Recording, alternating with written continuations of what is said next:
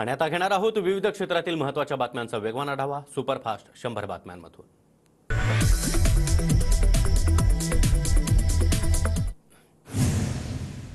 पंतप्रधान नरेंद्र मोदी यांची आज रामटेकमध्ये जाहीर सभा। रामटेकचे महायुतीचे उमेदवार राजू पारवे यांच्या प्रचारासाठी पंतप्रधान मोदी जाहीर सभा घेणार। मुख्यमंत्री एकनाथ शिंदे आज नागपूर दौऱ्यावर। सकाळी नागपूरमध्ये पदाधिकाऱ्यांसोबत बैठका, त्यानंतर पंतप्रधान मोदी यांच्या रामटेकमधील सभेला शिंदे उपस्थित राहणार। मुख्यमंत्री शिंदे यांच्याकडून मोदींच्या रामटेक सभास्थळाची पाहणी, पाऊस पडल्यानं सभास्थळातील नियोजनाचा शिंदे यांच्याकडून आढावा। ठाणे विभाग भाजपसाठी महत्त्वाचा। ठाणे विभागामध्ये भाजप एक प्रमुख पक्ष, देवेंद्र फडणवीसांचं सूचक वक्तव्य। भाजपचा ठाणे लोकसभेवर दावा असल्याच्या चर्चा। मनसेचा महायुतीला बिनशर्त पाठिंबा, केवळ नरेंद्र मोदी यांच्यासाठी बिनशर्त पाठिंबा। लोकसभा लढवणार नाही तर विधानसभेच्या तयारीला लागा, राज ठाकरे यांच्या कार्यकर्त्यांना सूचना। देशाच्या प्रगतीसाठी राज ठाकरे यांचा महायुतीला पाठिंबा दिल्याबद्दल राज ठाकरे यांचं अभिनंदन। राज ठाकरेंनी महायुतीला पाठिंबा दिल्यानंतर मुख्यमंत्री शिंदेंनी मानले आभार। सारे मिळून आशा आकांक्षांच्या पूर्ततेसाठी संकल्पबद्ध होऊ, महायुतीला पाठिंबा दिल्याबद्दल राज ठाकरे यांचे आभार। उपमुख्यमंत्री देवेंद्र फडणवीसांचं ट्विट। मी कोणत्याही शिवसेनेचा अध्यक्ष होणार नाही, मला पक्ष फोडून कोणतीही गोष्ट करायची नाही। शिंदेंच्या शिवसेनेचे प्रमुख होण्याच्या चर्चांवर राज ठाकरेंकडून स्पष्ट। वर्ष दीड वर्षापासून शिंदे मला एकत्र येण्याचं म्हणत होते, फडणवीस देखील आपण एकत्र यायला हवं असं म्हणत होते, त्यामुळे काही कळत नसल्यानं मीच अमित शहांना फोन केला। गुढीपाडवा मेळाव्यातून राज ठाकरे यांच्याकडून स्पष्ट। 1980 साली बाळासाहेब ठाकरे देखील इंदिरा गांधींना भेटायला दिल्लीला गेले होते। दिल्लीमध्ये जाऊन भेट घेण्यामध्ये कमीपणा कसला, दिल्लीवारीवर राज ठाकरेंचं वक्तव्य। उद्धव ठाकरेंसारखी मोदींवर टीका केली नाही, मुख्यमंत्रीपद मिळालं नाही म्हणून टीका केली नाही, तर भूमिका पटली नाही म्हणून टीका केली। राज ठाकरेंचा उद्धव ठाकरेंना देखील टोला। उद्या कितीही संबंध चांगले असले तरी देखील ज्या गोष्टी चांगल्या आहेत त्या चांगल्या म्हणतो, अन्यथा टोकाचा विरोध करतो। मोदी शहांच्या कौतुकावरून राज ठाकरेंचं विरोधकांना प्रत्युत्तर। नर्सेस मतदारांचे डायपर बदलणार का? डॉक्टर मतदारांची नाडी तपासणार आहेत का? डॉक्टर आणि नर्सेस यांना निवडणुकीच्या कामाला लावल्यानं राज ठाकरेंचा खोचक टोला। राज ठाकरे भगव्या विचारांचे, त्यांच्या येण्यानं आमचा फायदाच होईल। महायुतीमध्ये राज ठाकरे यांचं स्वागत, मंत्री गुलाबराव पाटलांचं वक्तव्य। राज ठाकरे यांच्या पाठिंब्यानं महायुतीला फायदा होणार, अजित पवार गटाचे नेते आणि मंत्री अनिल पाटील यांची प्रतिक्रिया। राज ठाकरे यांच्या पाठिंब्यामुळे महायुतीमध्ये भक्कम होईल, राज ठाकरे यांच्या निर्णयाचं मनापासून स्वागत। मनसेनं महायुतीला पाठिंबा दिल्याबद्दल चंद्रशेखर बावनकुळे यांनी देखील मानले आभार। राज ठाकरे यांचा मोठेपणा त्यांच्या समर्थनातून दिसला, मनसेनं महायुतीला पाठिंबा दिल्याबद्दल दरेकर यांची प्रतिक्रिया। महायुतीच्या शिलेदारांना बाळासाहेबांचा खरा वारसदार मिळाला, राज ठाकरे यांचं स्वागत। राज ठाकरे यांनी दिलेल्या पाठिंब्यानंतर आमदार प्रसाद लाड यांचं वक्तव्य। राज ठाकरे यांच्या समर्थनामुळे महायुतीची ताकद वाढली, महायुतीच्या जास्तीत जास्त जागा निवडून येतील। राज ठाकरेंनी महायुतीला दिलेल्या पाठिंब्यावर श्रीकांत शिंदेंची प्रतिक्रिया। राज ठाकरे दिल्लीसमोर झुकणार नाहीत अशी मराठी माणसांची अपेक्षा, राज ठाकरे वाघ, मात्र सत्ताधाऱ्यांकडून त्यांचा कोल्हा करण्याचा प्रयत्न। विरोधी पक्षनेते विजय वडेट्टीवार यांची टीका। राज ठाकरेंचा भाजप पार्टीला नव्हे तर मोदी पार्टीला पाठिंबा, ठाकरेंनी महायुतीला दिलेल्या पाठिंब्यावर प्रकाश आंबेडकर यांचं वक्तव्य। राज ठाकरेंनी स्वतःच्या पायावर धोंडा मारून घेतला, मनसेची लोकप्रियता कमी होत चालली आहे, ठाकरे गटाचे नेते राजन साळवी यांचं वक्तव्य। व्यभिचाराला मान्यता देऊ नका म्हणणाऱ्यांचाच भाजपला पाठिंबा, कहना क्या चाहते हो, राज ठाकरेंच्या भूमिकेवर अंजली दमानी यांची खोचक टीका। रोकड मोजणाऱ्यांना भेकड बोलण्याचा अधिकार नाही, ठाकरेंना रोकड पार्टीचे अध्यक्ष म्हटलं तर चालेल का? उद्धव ठाकरेंनी मोदींवर केलेल्या टीकेवरून शिंदेंचा निशाणा। अल्लाह के नाम पे दे दे बाबा अशी भाजपची अवस्था, मोदींच्या नावावर मत मागता, मोदींनी 10 वर्षात काय केलं? काँग्रेसच्या नाना पटोलेंचा सवाल। महाविकास आघाडीचं इंजिन दिशाहीन, योग्य दिशा नसल्यानं महाविकास आघाडीची गाडी पुढे जात नाही, देवेंद्र फडणवीसांचा महाविकास आघाडीवर निशाणा। काँग्रेसचं राज्यातलं नेतृत्व कमकुवत, केवळ 17 जागा, काँग्रेस पक्षाची राज्यामध्ये केविलवाणी अवस्था। जागा वाटपावरून अशोक चव्हाण यांचा काँग्रेस नेत्यांवर हल्लाबोल। काँग्रेस पक्षाचं आता बाजारीकरण झालंय, महाविकास आघाडीमध्ये काँग्रेसची ओढाताण। शिवसेना नेते आणि आमदार संजय शिरसाट यांची टीका। बारामतीमध्ये 100% कामं मी केली आहेत, मी केलेल्या कामाचं श्रेय विद्यमान खासदारांनी घेतलं, अजित पवारांची नाव न घेता सुप्रिया सुळेंवर टीका। माझ्या निवडणुकीमध्ये माझी भावंड कधीही फिरली नाहीत, मात्र आता माझी भावंड भिंगरीसारखी गरागरा फिरतात। अजित पवारांचा श्रीनिवास पवार आणि राजेंद्र पवार यांच्यावरही निशाणा। मतदानाच्या दिवशी पवार आडनाव असेल तिथेच मतदान करा। आधी साहेबांना निवडून दिलं, मग मुलीला आणि आता सुनेला निवडून द्या। बारामतीमधील प्रचार सभेमध्ये अजित पवार यांचं उपस्थितांना आवाहन।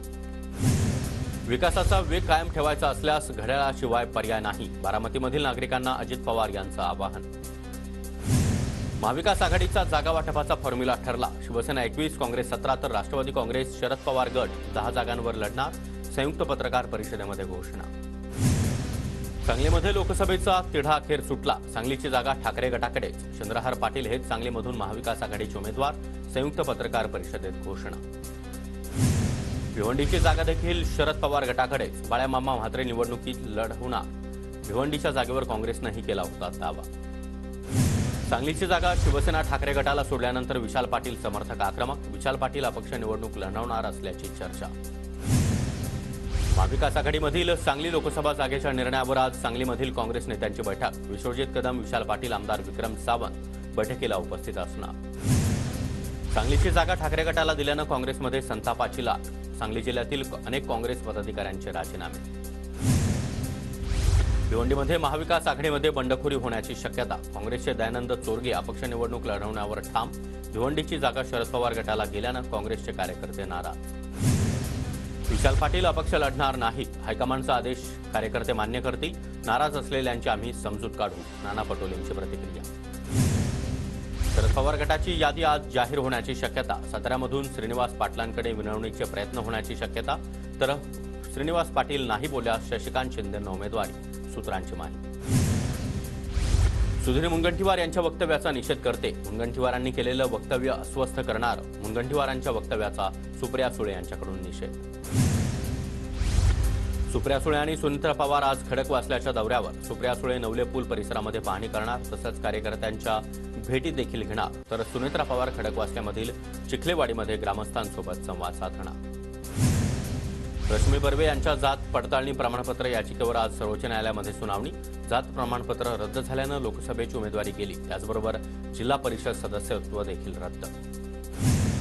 महायुतीचे उमेदवार महादेव जानकर यांची परभणीच्या पालममध्ये बाईक रॅलीनंतर पदाधिकारी मेळाव्याचं देखील आयोजन। एखादी चूक केलेलाच ईडीची भीती घेतो। चूक केलेल्या लोकांना राजकारणामध्ये राहण्याचा अधिकार नाही। उदयनराजे भोसलेंचा विरोधकांवर निशाणा। इच्छुकांनी स्वतःचं आत्मपरीक्षण करावं। आतापर्यंत काय काम केलं ते लोकांना माहिती आहे। उदयनराजेंचा आमदार शशिकांत शिंदेंना टोला। परभणीमध्ये महादेव जानकरांना मराठा आंदोलकांनी काळे झेंडे दाखवले। मारुतीच्या दर्शनासाठी आलेल्या जानकरांना आंदोलकांनी परत पाठवलं। परभणी जिल्ह्याच्या भोगावातील घटना। भारतामध्ये 35 जागा निवडून येतील असं म्हणायचं असेल, आम्ही 35 पेक्षा जास्त जागा जिंकू, या वक्तव्यावर मंत्री उदय सामंत यांचा संजय राऊतांना टोला। बुलढाणा जिल्ह्यातील लोक आता खासदारांना कंटाळले। 4 जूनला जिल्ह्यामध्ये नवी गाडी धावणार। रविकांत तुपकर यांचा प्रतापराव जाधव यांच्यावर निशाणा। सुधीर मुनगंटीवार यांच्या वक्तव्यानंतर काँग्रेस आक्रमक। सुधीर मुनगंटीवार यांनी आपली लायकी दाखवली। मुनगंटीवारांच्या वक्तव्यानंतर नाना पटोलेंचा हल्लाबोल। चंद्रपूरचे भाजप उमेदवार सुधीर मुनगंटीवार यांची उमेदवारी रद्द करा। मुनगंटीवार यांच्यावर कारवाई करण्यासाठी काँग्रेसची निवडणूक आयोगाकडे तक्रार। माझ्या वक्तव्याला आणीबाणी, त्याचबरोबर 1884च्या शीख दंगलीचा संदर्भ।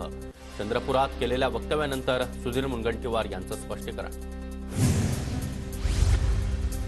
12 एप्रिल रोजी पालघरमध्ये उद्धव ठाकरे यांची तोप धडाडणार। बोईसर तारापूर रस्त्यावरील आंबटगोड मैदानावर जाहीर सभा।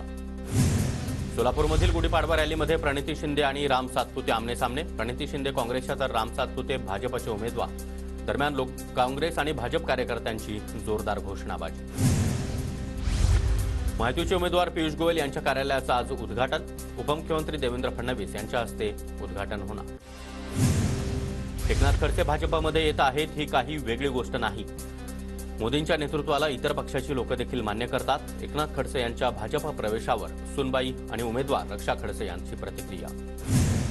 रावेरमध्ये भाजपचा पदाधिकारी फोडल्यानंतर गिरीश महाजन यांच्या उपस्थितीमध्ये जळगावच्या महायुतीमध्ये तातडीची बैठक. जळगावातील भाजपच्या कार्यालयामध्ये महायुतीची बैठक संपन्न. नाराजी विसरून काम करा, गिरीश महाजनांचं आवाहन. बहुजन विकास आघाडी पालघरमध्ये लोकसभा निवडणूक लढवणार. पक्षाचे अध्यक्ष हितेंद्र ठाकूर यांची घोषणा. येत्या 4 ते 5 दिवसांमध्ये उमेदवार घोषित करणार असल्याची माहिती. ठाण्यामध्ये भाजप कार्यालयावर 100 फुटांचा झेंडा फडकला. डीके फ्लॅग फाउंडेशनकडून लावण्यात आला झेंडा. देवेंद्र फडणवीस यांच्या उपस्थितीमध्ये झेंडा फडकावला. लोकसभा निवडणुकीच्या प्रचारासाठी हेलिकॉप्टर्सची कमतरता. देशभरातील 150 हेलिकॉप्टर्सपैकी केवळ 70 ते 80 हेलिकॉप्टर्स निवडणुकांसाठी उपलब्ध. विरोधी पक्षांच्या इंडिया आघाडीच्या नावाबाबत आज दिल्ली हायकोर्टामध्ये सुनावणी. इंडिया हे नाव ठेवल्यानं जनहित याचिका. अहमदनगरमध्ये मांजरीला वाचवण्याच्या प्रयत्नामध्ये 5 जणांचा विहिरीत बुडून मृत्यू. नगरच्या नेवासा तालुक्यातील वाकडी गावातील दुर्दैवी घटना. सांडपाण्याच्या टाकीमध्ये उतरलेल्या 4 सफाई कामगारांचा मृत्यू. विरारमधल्या ग्लोबल सिटी भागातील दुर्दैवी घटना.